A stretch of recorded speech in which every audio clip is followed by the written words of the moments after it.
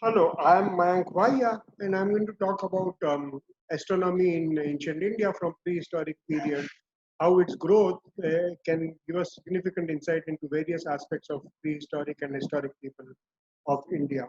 But before I start, I want to express my heartfelt gratitude to ICHR for giving me this opportunity to talk about origin and growth of astronomy in India, and that is going to be the subject of my topic to talk today. Archaeological evidence, when you think about it, essentially gives data about the technological sophistication of a culture, what kind of technologies they had, what kind of environment management they had, and so on. But they do not tell you about the intellectual growth of a civilization. Intellectual growth comes in the form of myths, religion, literature, astronomy, art, etc. And that is in that sense fragile and does not carry forward unless one looks at it very carefully. From the time you have written literature or continuing traditions, you can make out something. But especially from the silent zone of history, it is very difficult to make out about the intellectual growth of civilization, except through indirect means. And the case that I'm going to make today is that you can use astronomy to understand how what must have been the caliber of ancient people, how they were thinking, what were their perspectives, and so on. Fortunately for us, myths get associated with heavens very early, and that helps us because if you look at ancient myths, you get a lot of ideas about ancient people's thinking and their perception about their reality and their environment, and we look at evidence regarding this in the talk. Um, Very early, people realize that Mother Earth is the one who nurtures us, but Mother Earth does not become fertile until the rains come, until she is seeded by the skies, as it were. And this idea of Mother Earth and Father Sky, who has to seed the earth in order for life to arise, is a very old idea. And people believe that even Neanderthals probably had some such beliefs because they also buried their dead. Uh, in the hope of returning the body back to the womb of Mother Earth, and that Father Sky was the one who looked after us from that. The fact that thunderbolts, storms, monsoons, sun eclipse, rainbows, and everything happens in the sky simply increases our fascination for what happens above us, and therefore they are called heavens right from the early period of time. Then people notice stars, people notice their stability, people notice their connectivity, people notice their frequency of arrival. And very soon, in order to help them remember, they connect the stars in the sky to the patterns that we call constellations. And these constellations then are associated with what people think, people believe, people's perception, and all that gets projected in the sky. So in fact, constellations and their perception is really a very important window to the myths and beliefs of people of ancient times. And we'll look at some of these details in a minute. Uh, these are two very interesting paintings that I want to show you. This one is the original painting. This is the redrawing of that. This is in Hampi in a cave in a ceiling. The painting is about 30 centimeters wide, and it has an interesting perception. So there is this classical burial of a person with the remains, earthly remains that are very commonly seen in many graves. But the other part is interesting. There is a ladder that goes right across, and then there are fringes on the outside. The fringes on the outside are not symmetrical to this ladder. And then there are these circles over here on one side, and then there are circles with dots inside them on the other side. And the outer rim works at a angle to the whole thing. And while one can interpret this painting in one's own way, one obvious interpretation seems to be that on death, you take this great ladder of Milky Way to go to the heavens, and because of the fact that the sun and the moon divide the day, and you can see the glow of the day before the sun rises and continue to see it after the sun sets, you essentially have the division of the rays of the sun in a symmetrical manner, and the sun remains stationary, more or less constant in the sky, except for the fact that it rises in south of east and north of east. Essentially, the sun remains constant while the moon changes phases, including full moon and new moon. And this seems in some way to be suggestive of human connection to the skies. Another very common feature in rock art is this feature, which is also seen in many rock art across the world, is this idea that there is a superhuman who is in the sky who controls the movement of the sun and the moon, and therefore is the great creator or the great uh, great super father who looks after the earth, and superhuman Badadev, if you wish, who looks after the earth and all that happens in the sky. So myths and astronomy are closely associated, and their interrelation actually is a very fascinating subject. But today I'm going to make the case only for astronomy to be studied and to look at various ancient monuments with a degree of sensitivity to astronomy, because there is a lot to be gained from that kind of perception. And that's the case I'm going to make. Evolution of astronomy is complex and exciting enough to give us new insight into prehistoric and historic past, and that is the case I want to. Human intellectual growth is divided as such into four parts. There are myths and literature, there is science, there is architecture, and there is religion. And all these parts get touched by astronomy. If you look at astronomical perception, or the way people must seem to look at the skies, you would get a fair amount of idea on each of these aspects of human intellectual growth by being sensitive to astronomical aspects of the ancient remains. So, who studies astronomy? Astronomy is both a utilitarian science and a fascinating subject of its own right. So, artists, for example, like I showed you about this death and so on, have been looking at the skies with their own fascination, with their own stories and so on.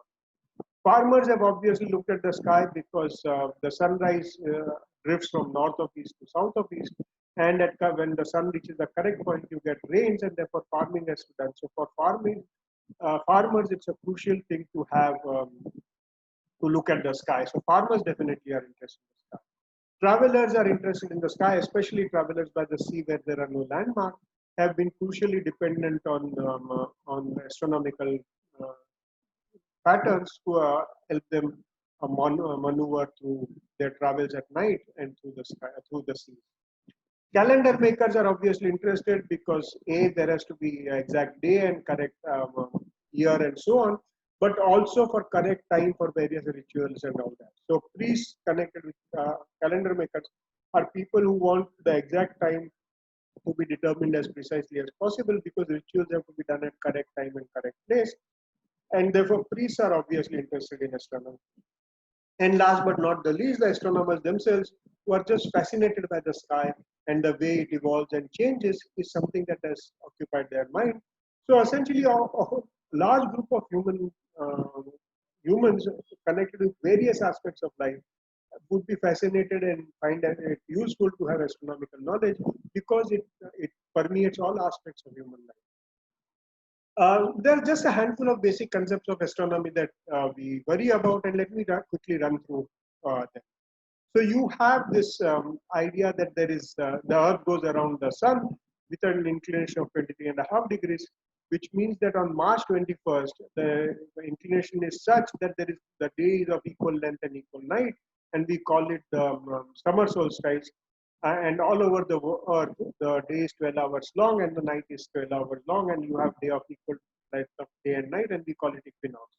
And then in June, when the Earth is tilted, the northern hemisphere of the Earth is tilted towards the sun, you have summer and winter, summer in the northern hemisphere, winter in the southern hemisphere, and then as the Earth progresses further, by September, the axis turns to a similar position as in March. So you have another equinox called autumnal equinox, where again you have a 12-hour day and all over the Earth, and you have the sun going down. And then the sun seems to keep on going down to south, further south and south. The sunrise point changes further south. And in December, we have winter in the northern hemisphere, summer in the southern hemisphere. And that is how the complete circle of Earth's movement around the sun gets completed. You can convert that into image from the Earth, and from the point of view of Earth, rather than the change in tilt of axis or anything, you would see the sun as going up and down in the sky, the sunrise point being southernmost in Dakshinayana or December, and on Uttarayan in December and Dakshinayan in June. And you would see the sun seem to remain in the sky for longer time at different times and so on. From a Earth point of view, this is what the image looks like. So you have on the right side the north, the left side the south. You have west towards you and the east on that side, and you have this gentleman who is standing in the middle and looking at the sky. He would see that the sun rises in exactly east and exactly west only twice a year, when you have the day of equinox, the day of equal length of day and night. Then in September, for example, the sun keeps going down until it reaches the southernmost point now in December, and then the sun is in the sky for the minimum amount of time, and we have winter, and then the sun again starts its northward journey. By March, it comes again exactly in the east where we have equal length of day and night, and then keeps on traveling further north until June, when it is at the northernmost point, when it remains in the sky for the longest time, and that is when you have the monsoon. So for a farmer, it is crucial to know exactly where the sun has risen on the given day and what is its pattern over the last several days to know whether we are headed for winter or whether we are headed for monsoon. And that is how they decide. So once the sun reaches its northernmost point and begins its Dakshinayan, that is when you start farming, because in June you get monsoon in India. The other big object in the sky is the moon, of course, and the moon is a very dramatic object. If you have the sun on the left and the sunlight coming in, then you have the moon going from full moon to new moon. So full moon is when the moon is exactly opposite the sun. New moon is when the moon is with the sun, and then you have a turnover here. So when in the first quarter the moon rises at noon and sets at midnight. For full moon, it rises at midnight and rises with the sunset and sets in the morning. For the waning moon, it rises at midnight and stays and then sets by afternoon. And at new moon, of course, it rises with sunrise and sets with sunset. That is how we don't see it. So you have this beautiful 29 and a half day cycle of the moon, and people realize very quickly that 12 full moons brings sun itself back to roughly the same position in the sky. And I'll come to that in a minute. So we have this movement of the moon. So we have the Earth's seasons, we have the way the seasons look from the Earth, and the way the moon gives you your summer, your 29-day cycle. Then, if you look at the sky, then in January, the sun will appear to be in the constellation of Sagittarius. In May, it will appear to be in the constellation of Aries. In September, it will appear to be in the constellation of Leo. Because what essentially happens is that if you look at late night sky and sky before sunrise and after sunset, then essentially you will see, for example, in September, you will see Virgo and Cancer, and Leo will be blocked. So you will say that the sun is in Leo. So essentially, you can take the path of the movement of the sun, divide it into 12 parts, because 12 full moons make a year. And then you have this sun in different constellations over the period of 1 year. And since these are 12 very specific constellations, we call them zodiacal signs or nakshatras.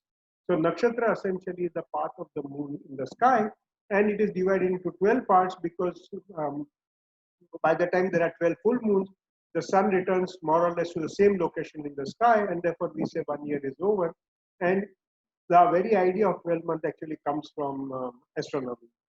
Then there are eclipses which have their own power and their own effectiveness, which is useful in its own way. Then very soon people realize that while most of the stars are constant, there are 5 objects, Mercury, Venus, Mars, Jupiter, and Saturn, which seem to drift in the sky, and they are called wanderers or planets, and eventually they are separately studied. Then there are magic of comets and meteorites, and there are shooting stars and so on, which create their own fascinating story. The last important feature of unaided eyes observational astronomy is this realization that the Earth's axis, in fact, is not exactly fixed. In the sense that today it is pointing to the pole star. 3,000 years ago, it was pointing to Tuban, and 14,000 years ago, it was pointing to Vega, and that this cycle keeps turning.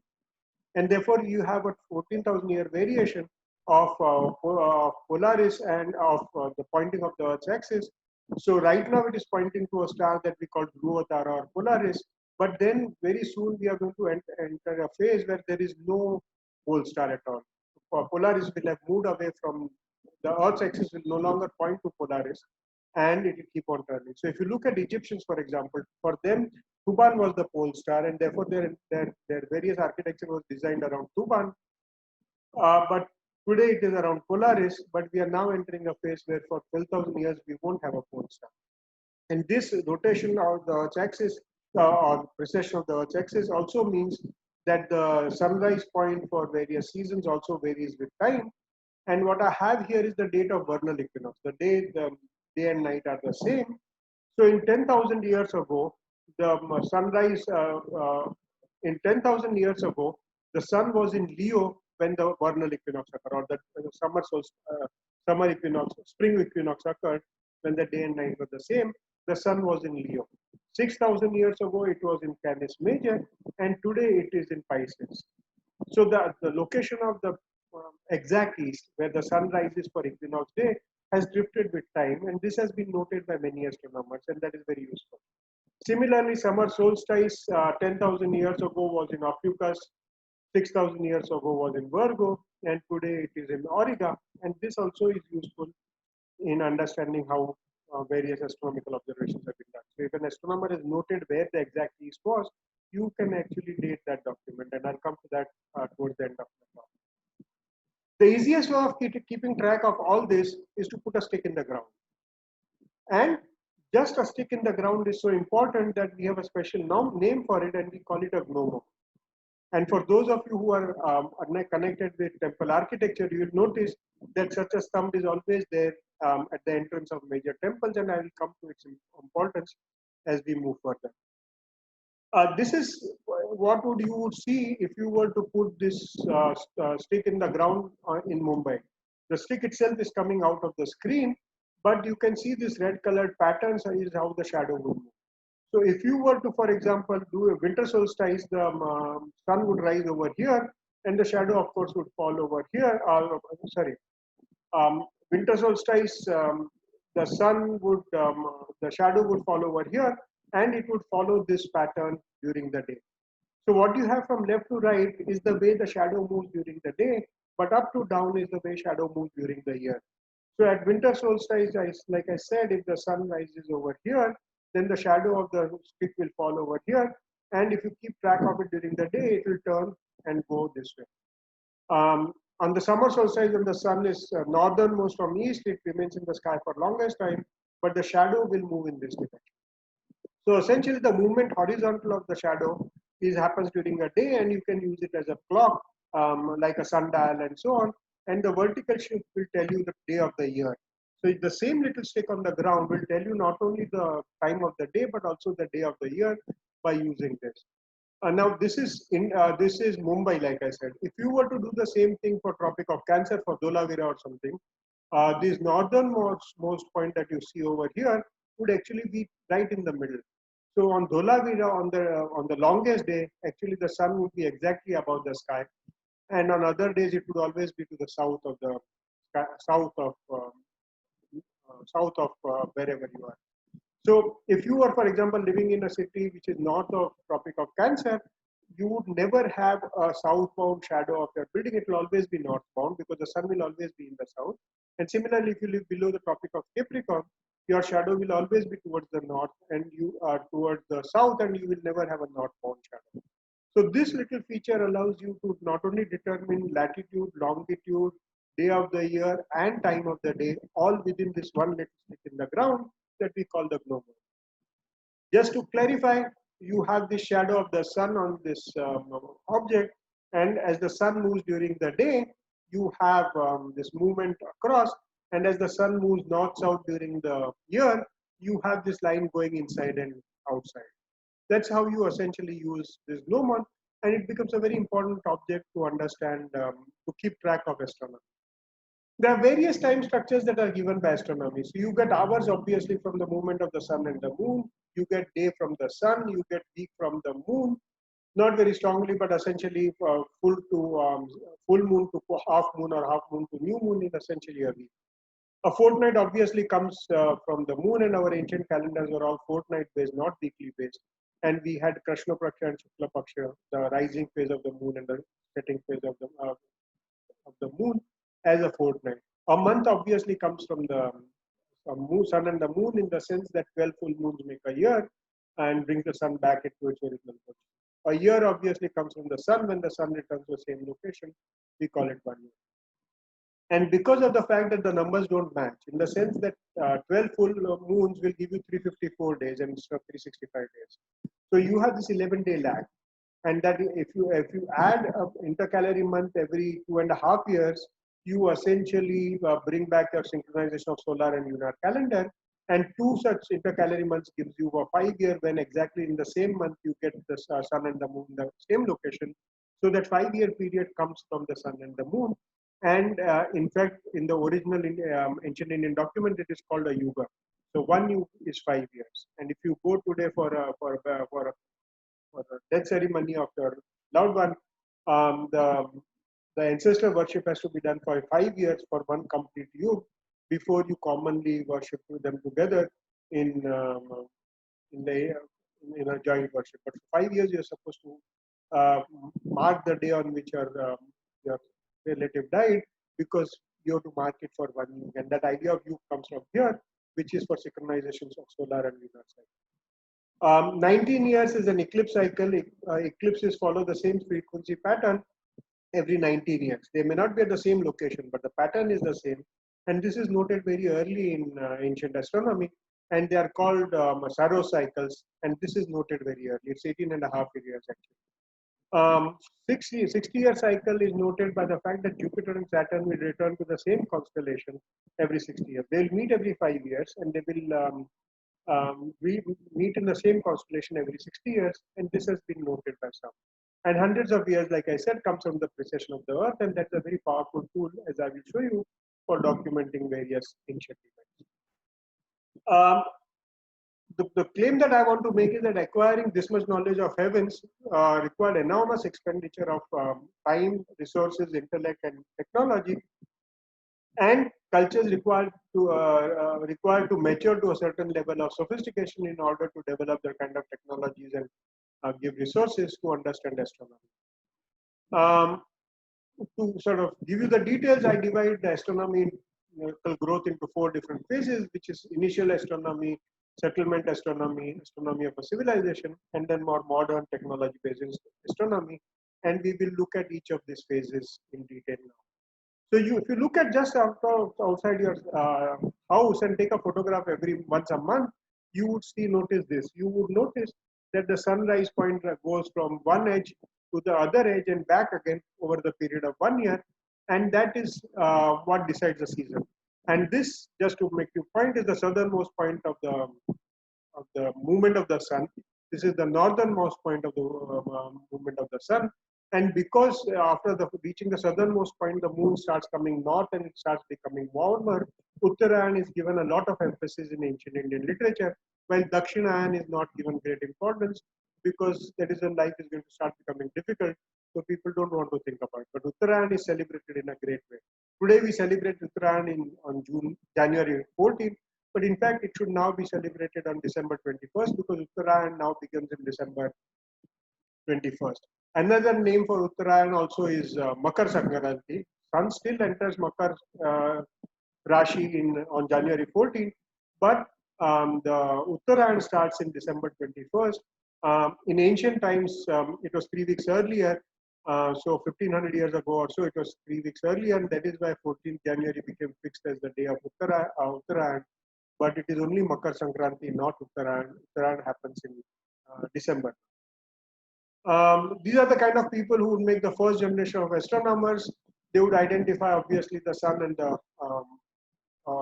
as the giver of warmth and life. Rain, sun, sky, etc., would give them their first idea of what this organization of the universe is. Because of the elegance and importance, the sky becomes an abode of God. Arrival of the first art comes, and I'll show you some rock art examples that come with that, and they begin to settle down and note the first ideas of astronomy.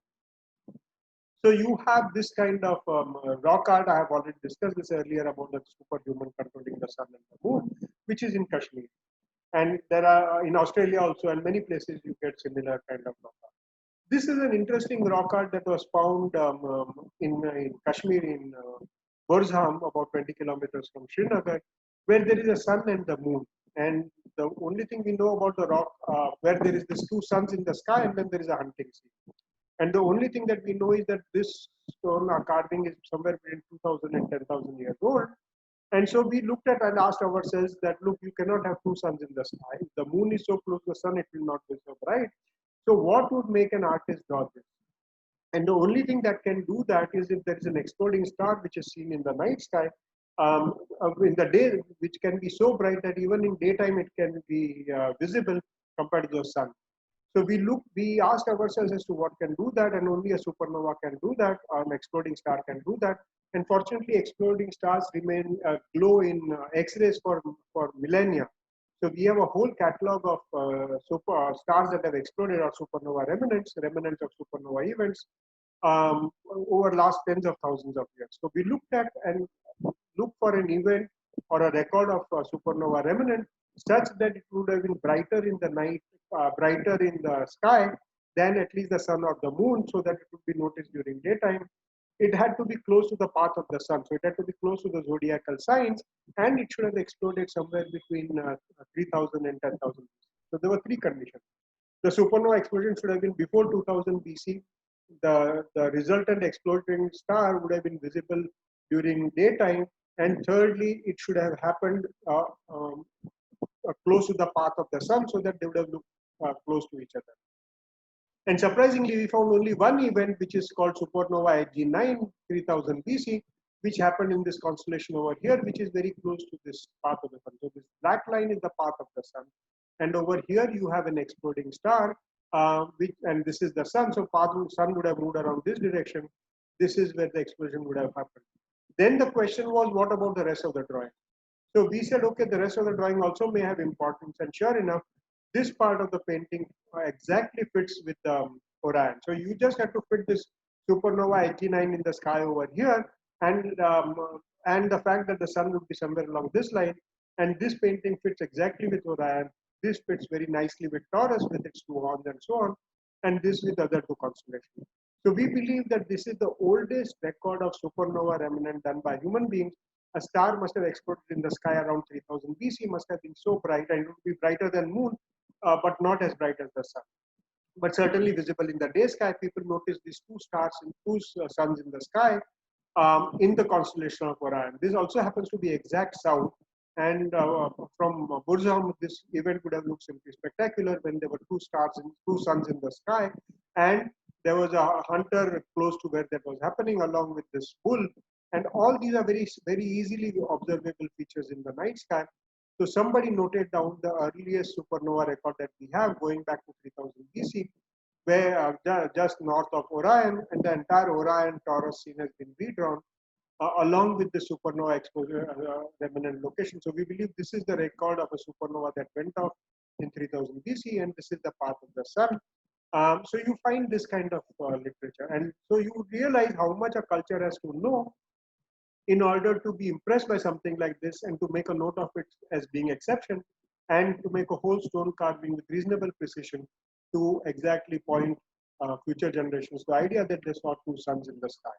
And this comes to about 3000 BC. The second stage astronomy is the astronomy of megaliths and so on. It's a settlement astronomy. This incidentally is the Burzum site in Kashmir. You typically talk about early farmers and settlers who would be living a fairly settled life. By now, they realize that the point of sunrise is very important because that is what decides on the moon and monsoon and so on. So they start making large-scale structures for astronomy, keeping astronomy in mind, and I will show you some examples. Megaliths, mega means large, lith means stones. So large stone structures have been created at that time. Various aspects of moon and phases of the moon and planets get studied at this time. Constellations, zodiacs, nakshatras, for example, seem to come at that time. So, for example, the movement of the moon is not exactly along the same line as the sun. It is 5 degrees off. And so, sun moves in different constellations, nakshatra, and moon moves in slightly different constellations. So, the second thing is the sun completes one rotation in 12 zodiacal signs, but moon completes one rotation in 27 and a half. So we have 27 nakshatras defining the path of the moon, and 12 zodiacal signs or rashis that define the path of the sun. Eclipses get noticed and people calculate the frequency and so on. Transient events such as comets get recorded, new myths are created about old observations as to why it is, and early ideas of who we are, where we are begin to emerge. at this time. Megaliths are large stone structures created to study the sunrise pattern, and they are essential for calendrical purposes. These megalith structures are gigantic in size and are clearly made with great care and diligence. In Western context, they have been shown to be astronomical for use, and in India, more than 2,000 such structures have been seen. So we know in Western context, like Stonehenge, that these are astronomical. I will show you an example from India. So there is a site called Baise, about 120 kilometers from Udupi, where there is a very interesting structure. There are lots of mounds and ancient remains. But over here, there is a stone structure which is strange. So there are large stones here. There are 2-meter tall stone, as you can see on the top, and another which seems to be small because the other part is broken and lying next to it. But these are large 2-3-meter stones, and they are not of the local field. We suspect they've been quarried from somewhere 5 kilometers away and brought and put here in a specific pattern. If you're not particularly sensitive to astronomy, you would record them as random collection of stones, as it was done in 1950s and 60s. But if you look at these stone patterns a little more carefully, and if you then look at the shadows of the stone, you get a very strange feature. On winter solstice, for example, you get a strange feature that shadows of various stones are extended in the sky. And in the case of, so all these black color are the shadows of the stone, and all the red colors are shadows is done in such a way that they go and meet another stone exactly on summer solstice. So on summer solstice, the shadow of one stone would go and meet the other stone. At summer solstice sunset, you would get an exactly opposite direction. And similarly, at winter solstice sunset and the summer solstice sunrise, you also got to get a similar pattern. So clearly, these stones were not random. Their size, they were put in the ground, and based on their size and the direction of the shadow, another stone was put at the other end, in order that the shadows of the one stone touched another stone during summer solstice. So if you were worried about calendars, all you had to do was to come and stand here, and seeing how far the shadow is from the partner shadow, you would know which day of the year it is. And therefore, this Baise is not simply a random collection of stone. It's a fairly sophisticated observatory made at that time to keep track of the sun and the moon. There's another site close to this 20 kilometers from here called Neelaskal, which has a different kind of observatory, but essentially did the same thing, which was to give you exact date of summer solstice and winter solstice. But I don't have time to discuss, so I'll skip for the time. Then by now, Rigved comes into being. Rigved has Vedang Jyotish, and Vedang Jyotish says that just like the combs of peacocks and the crest dwell of a serpent, so Jyotisha is the stand on the head of the auxiliaries of Vedas. It's an important field.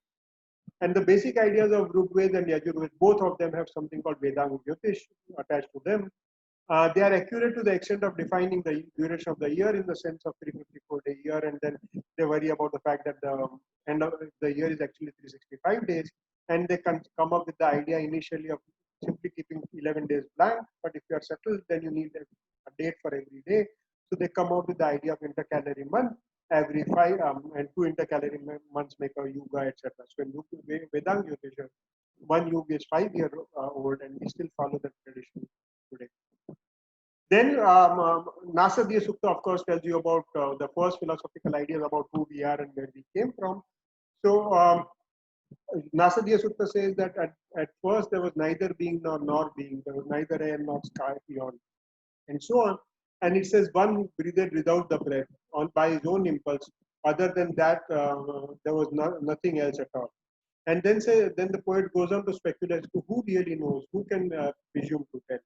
Whence was it when issued this creation? Whence issued this creation?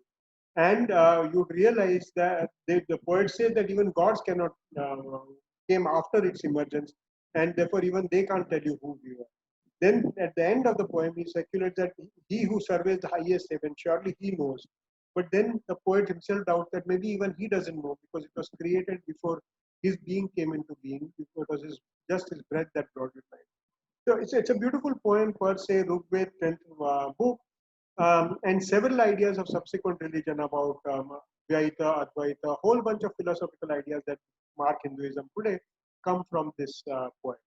So you get this speculation about who we are, where we are, and so on. Then I want to briefly talk about tribal astronomy. Now, mainstream astronomy is standardized by Sumerians about 3000 BC. So all cultures have the same division of the sky, same constellation. The shape may be varied a little. The mythologies will vary a little from culture to culture, but the division of the sky is more or less standard. On the other hand, tribal people have not been a part of this storytelling. So they have their own sky, their own interpretation of the sky, and they look at the sky in their own way. So we looked at the astronomy of 10 tribes largely in Central Asia, Central India, some in Nicobar, and even in Western India. And it gives a very fascinating story about ancient India or the belief systems of the people of that time. So one myth I want to talk about is the Gonds, and it's a common myth in many Central Asian tribes where they essentially take Arsa Major or the Saptarshi and divided it differently. To them, these four stars of Saptarshi are actually a cot on which an old lady sits, and these are three thieves trying to steal this cot. So this is an old lady's cot, and the thieves are trying to steal it. And if the lady sleeps, the cot is the thieves steal the cot, and therefore the lady is not allowed to sleep. And if you interpret that as saying that the constellation should be circumpolar, it should always remain in the sky so that the lady never sleeps. The last time that happened was in 3000 BC. In 3000 BC, this constellation never set as viewed from Central India.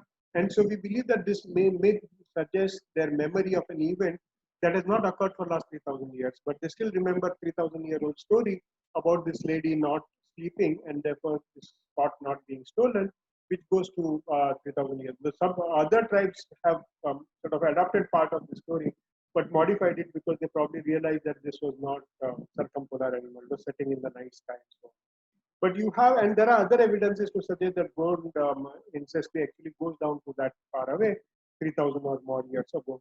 But you can get this kind of astronomical idea from it. Similarly, to a professional astronomer today, this is a part of Ora and Taurus scene that we saw even in that rock art.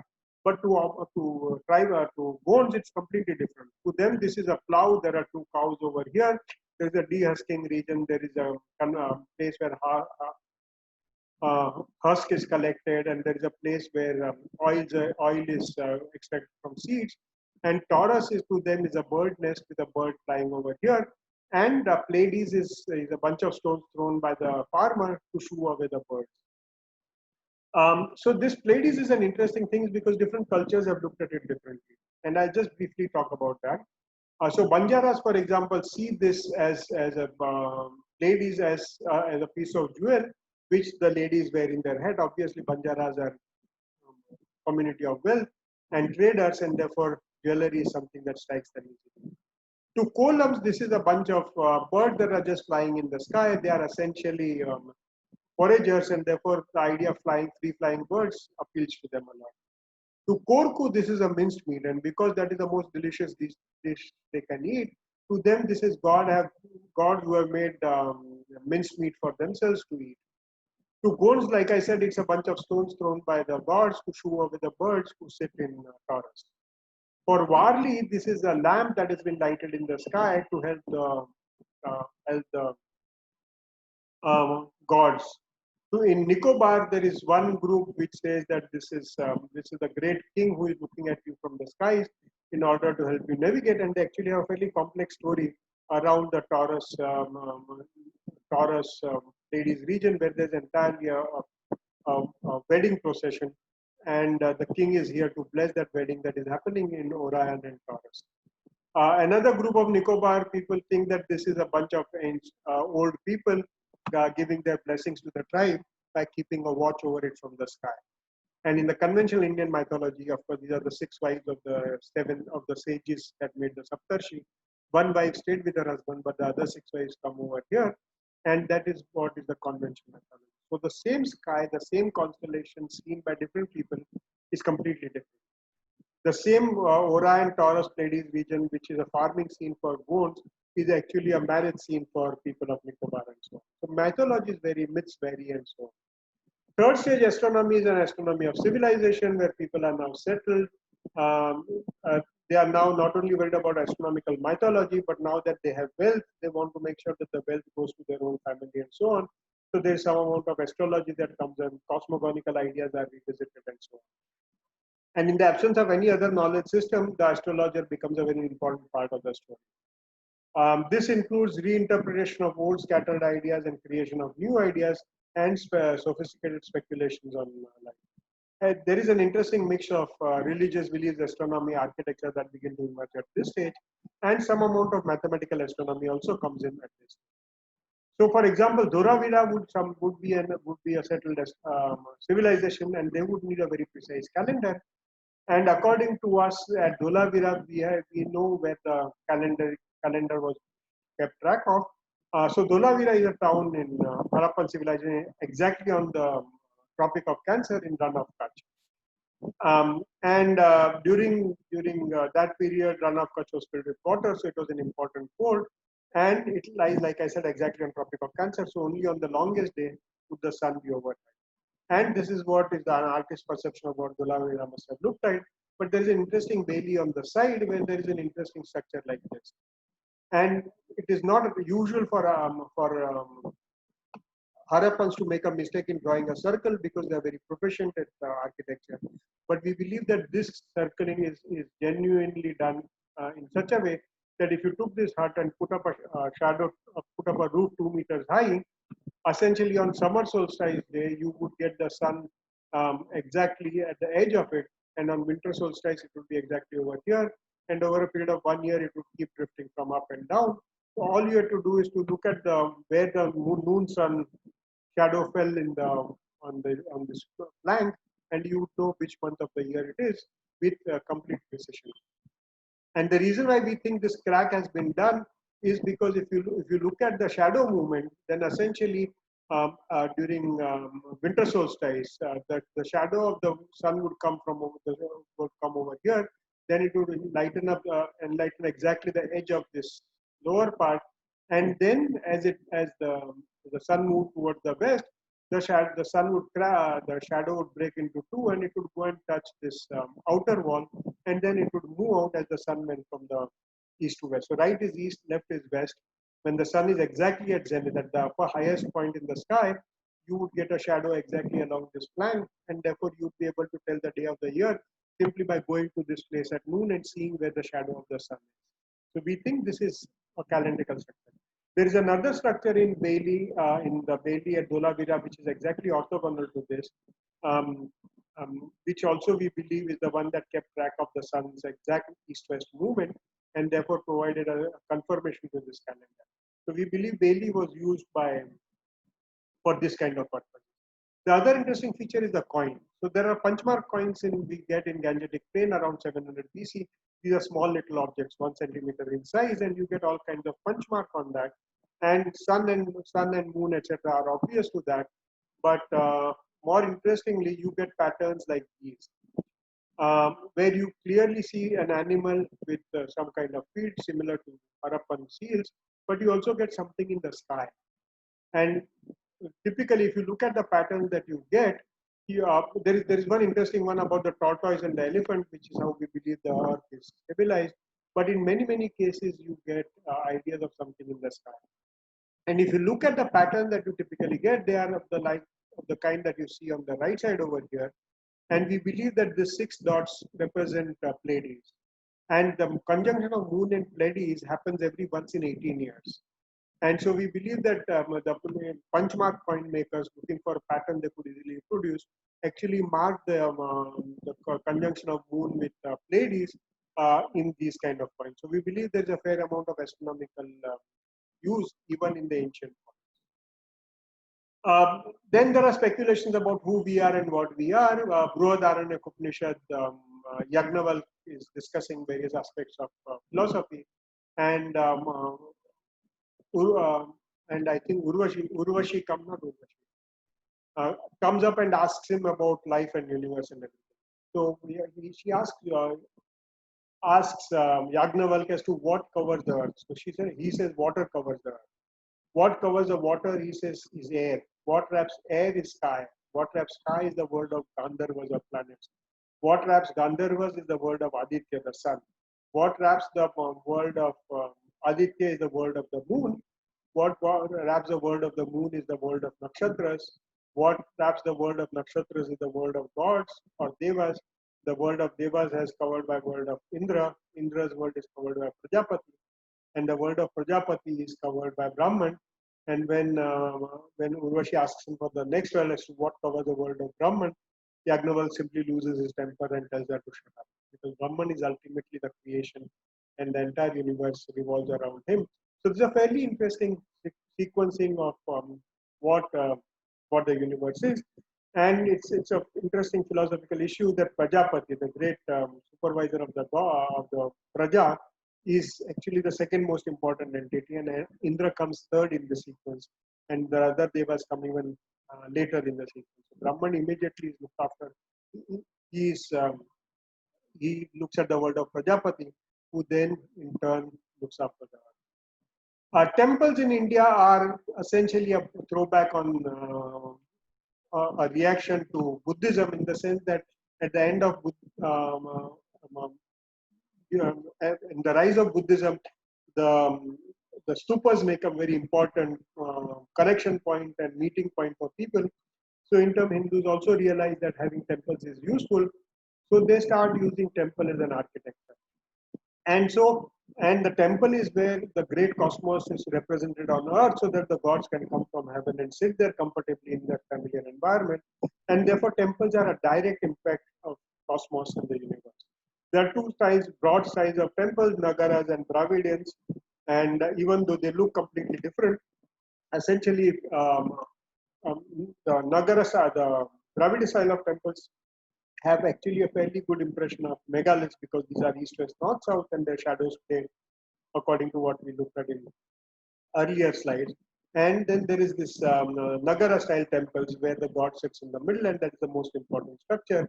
But the Garbhagraha of these temples is actually organized in such a way that different gods sit in the same way as they sat in the sky, so that all the gods can come down and have a comfortable stay on earth in the temple, where people can come and worship them. So temples are directly connected with astronomy. Then I had talked about the precession of the earth. So from an example in Brihad Samhita, there is an event where Rohini or Taurus is crossed by Mars or Saturn, and that happened last in 5000 BC. In Yajur Ved, vernal equinox is explicitly stated to be in Kritika. It says the Kritika never moves from the east, and that comes to 2350 BC. Yajurved Vedang Jyotish says that the summer solstice was in Ashlesha, that gives you 1370 BC. Lagada says that he gives the polar latitude of Sravishta, which comes out to be 1340 BC. In Mahabharata, there is a Saptarshi calendar, and I haven't gotten into the details of that simply for want of time. But that Saptarshi calendar can be interpreted, can be studied in detail to tell you that it was written in 1200. Parashar Samhita describes the seasons and the constellation connected with that seasons, and that gives you between 1100 and 1300 BC. So this can actually, so precession and astronomical records of ancient literature can actually help you date some of these ancient literature. Then you have modern astronomy. I don't want to spend much time on that. It is technology based and more sophisticated. Mathematical astronomy comes into being. Also, there is better connectivity between various cultures, so cultures start influencing each other, and their astronomical knowledge increases as significantly faster. And then there is this fast pace of growth of astronomy in India. In India, this phase comes with the Siddhantic period. In 500 AD, Aryabhatta writes down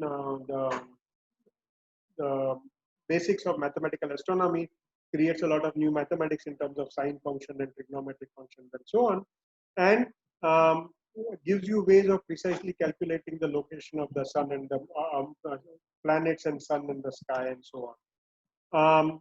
So essentially in India, it begins with Aryabhatta, and then the preoccupation of Indian astronomers since then is to create the Panchanga, which tells you exactly the tithis and so on, Muhurtas and so on. They develop algorithms for mathematics, which is fairly sophisticated for its period, and for trigonometry, because it's difficult to calculate, they actually have lookup tables and stuff like that. At this stage, mathematical formulation becomes more precise. Important functions, like I said, like trigonometric functions are derived.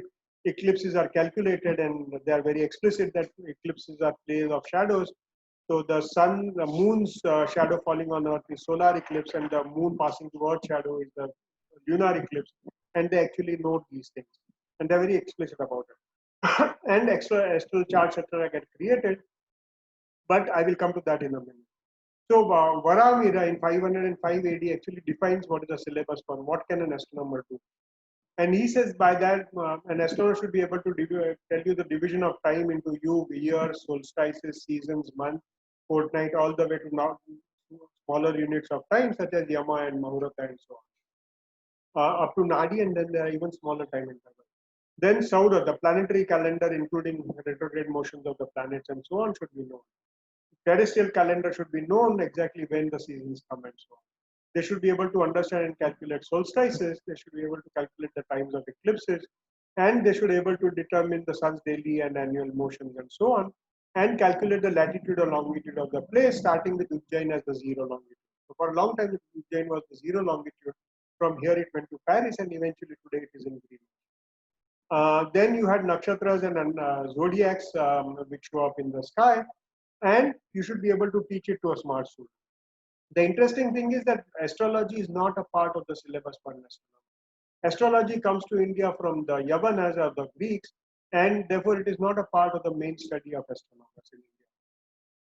Then you have Jantar Mantar with its own sophistications. The bottom line is that uh, this path leads to the astronomical understanding of today, where there are telescopes, there is multi-wavelength astronomy, there are a whole bunch of other things that come up. And I will not discuss with that simply for want of time, but that's what we call astronomy astrophysics. So just to revise, you have initial phase, you have settlement phase, you have astronomy of civilization and the modern technology-based astronomy. And what you can do is you can look at various groups of people and say how much astronomy did they know.